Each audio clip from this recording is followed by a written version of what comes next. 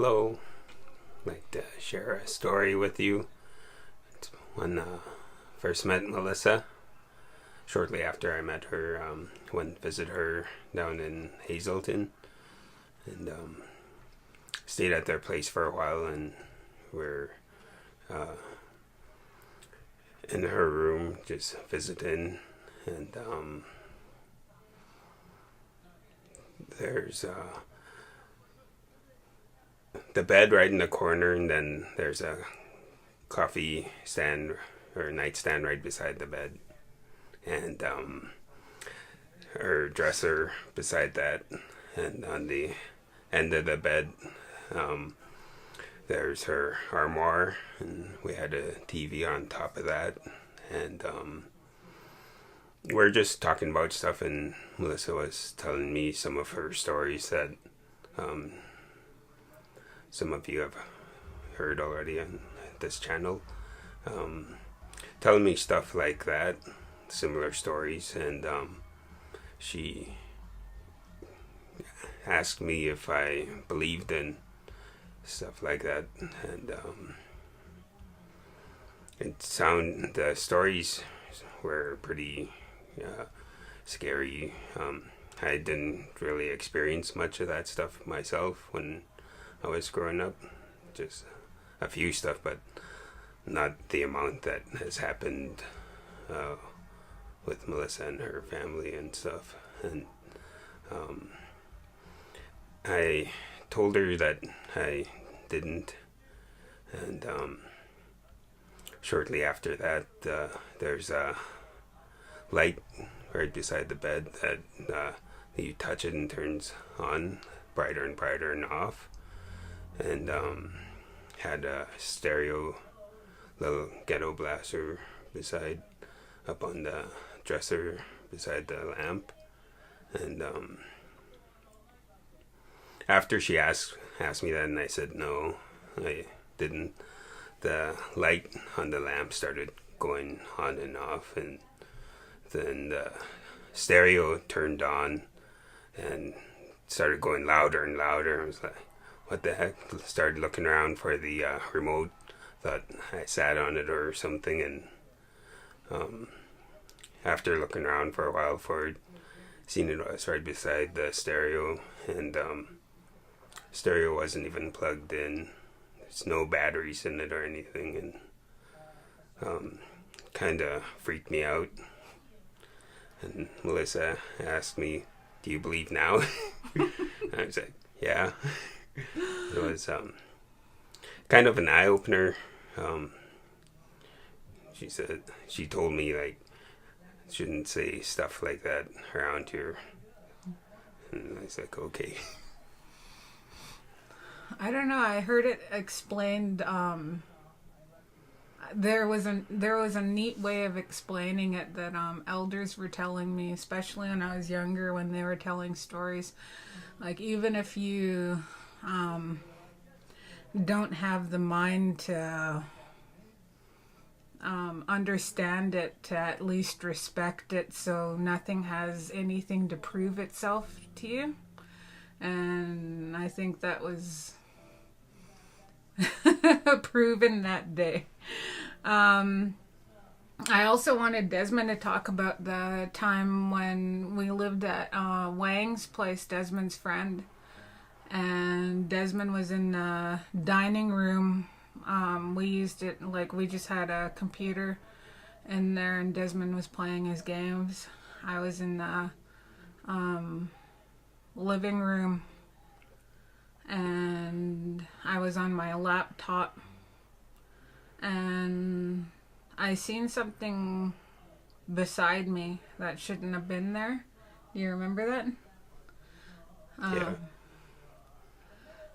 I looked over, and it was literally my wallet, and it was like floating, like not that close, but I'm just showing you the height. Like, it was floating right beside me, and I looked over and I told Desmond, and Desmond seen it too. Yeah, it was floating up there, and then she told me about it, and it's like, what the heck? And then it kind of just went down. Yeah. It didn't go down hard. It was like someone was holding it and they were putting it back. There was an explosion at the mill, and the mill didn't seem like it was gonna be work for Desmond anymore. He went to work at another place. It was a camp job, so he was away from me and I was at the place alone. And I was always into doing makeup and taking pictures with makeup, and that was always something I always wanted to do. And at the time we didn't have our daughter or anything.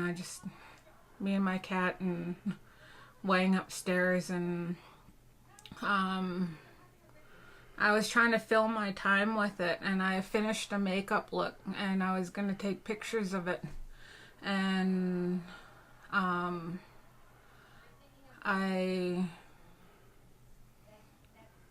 Kiki was crying. Kiki was crying to get fed and that, so I went to the kitchen and I fed her and I got her water, and I was walking back, and when I walked by the hallway, I thought someone was standing there.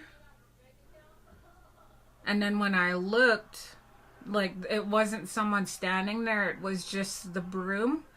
And it was suspended in the air, and it was coming towards me. You remember me telling you that? And I got a hold of Desmond right away, and I told him what happened. I was like, I don't know why. I didn't know why it was all happening. To me, it seemed like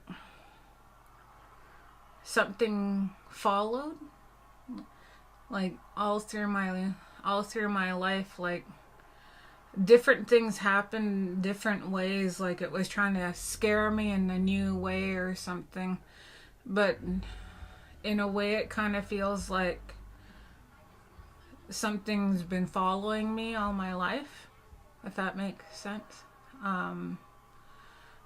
There were 3 other things that Desmond and I experienced, and it was while traveling in vehicles, but I want to save those stories for when we get a chance to go back that way. I want to take a picture of it, and I want you guys to have a visual of that.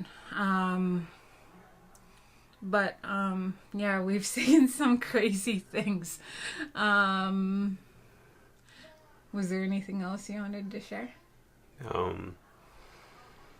A few years ago, I was talking with my brother, and there's one story I want to share.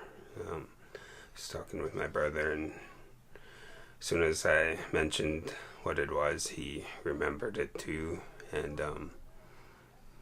I'll share that story another time. It's from when we were little kids. Did you want to wait for him, or did you want to? Get him on there too, because he remembers it good too.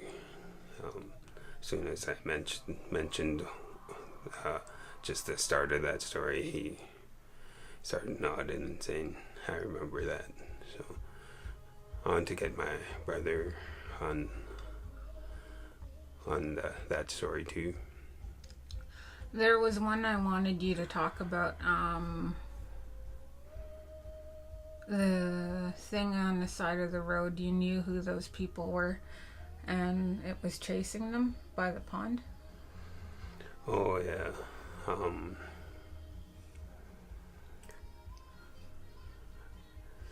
not going to use their names, but story I heard was that between Fort St. James and Tache, there's a pond. Like these people were going back to Tache, I believe.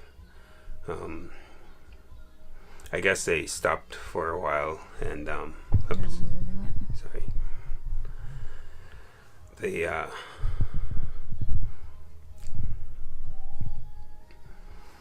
They stopped for a while, and they were in a car. They're driving back to Tache, and they, not sure why they stopped, but when they got back in their car, started driving back to Tache, somebody seen something behind the car. They thought it was a bear or something, and they looked back and told the driver, whoever was driving, to step on it, get out of here. There was something chasing them, and they're screaming and hollering, and everyone was scared, and said, something's following us, and he took off out of there and just driving really fast, and as fast as he was going, that creature was keeping up with them and telling him, go faster, and I guess after a while they got away from it, but it followed them for a while, and everyone was freaked out about it, and they were wondering what it was. They said it wasn't a bear, and they're thinking it was Sasquatch, or but they said it wasn't a bear. It was keeping up with them. They were driving pretty fast, and yeah, it was they were driving fast. That's a story I know about that. So if anyone in Tache or Fort St. James ever heard this story and they have anything to add to it, please comment below. We didn't use names, and we didn't really specify how many people were in there, because the story is more hearsay, and from what I understand, those people have passed now, so we can't ask for details, but we know the story got around and they must have told people, and I just didn't want that story to be untold because it was a neat one.